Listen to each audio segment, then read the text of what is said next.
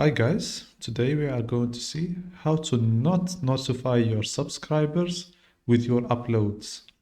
These things will help the people like me that does tutorials in a different topics. So your subscriber doesn't want to follow you in each topic that you post tutorial on. So always when you are going to upload a video, for example, like I am doing right now, scroll down, you can do the no, it's not made for kids and all of that. Scroll down, make your tags, all of that. There is this thing, publish to subscriptions feed and notify subscribers.